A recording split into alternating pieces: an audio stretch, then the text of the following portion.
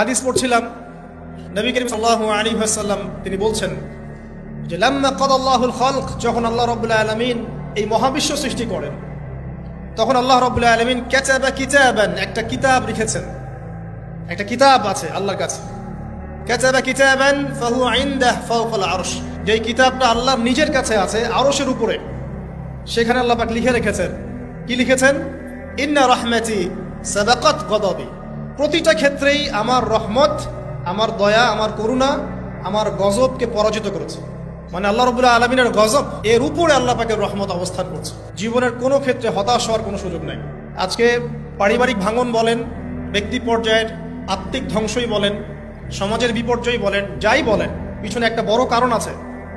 সেটা হলো আল্লাহ থেকে দূরে থাকা মানুষ, আল্লাহ থেকে হতাশ হয়ে যাওয়া। আর এই কাজটা শয়তান করিয়েছে মানুষকে আল্লাহ থেকে দূরে সরানোর জন্য। কিন্তু আল্লাহ রাব্বুল আলামিনের কাছে কেউ যদি যেতে চায়, মন থেকে যদি আল্লাহকে একটা বারও ডাকে, আল্লাহ পাক এক ডাকের মাধ্যমেও তার গুনাহ মাফ করতে পারে। আমাদেরকে আল্লাহ রাব্বুল আলামিন তার রহমত থেকে নিরাশ হতে বারণ করছেন। যে যত পাপ করেছে জীবনে, যদি একটা বার কেউ যদি আল্লাহ পাককে মন থেকে ডাকে, চোখ দিয়ে ঝরঝর করে পানি পড়ে, আল্লাহ পাককে বলে, সিজদায় গিয়ে পড়ে আল্লাহকে বলে রব্বিক ফিরলি, আল্লাহ আমাকে মাফ করে দাও, তার মনের মধ্যে যদি সততা থাকে, মন থেকে যদি সেই কথাটা বলে থাকে, আল্লাহ পাক শুধু তাকে ক্ষমাই করবেন না, তার সমস্ত গুনাহগুলোকে আল্লাহ নেকি দিয়ে পরিবর্তন করবেন।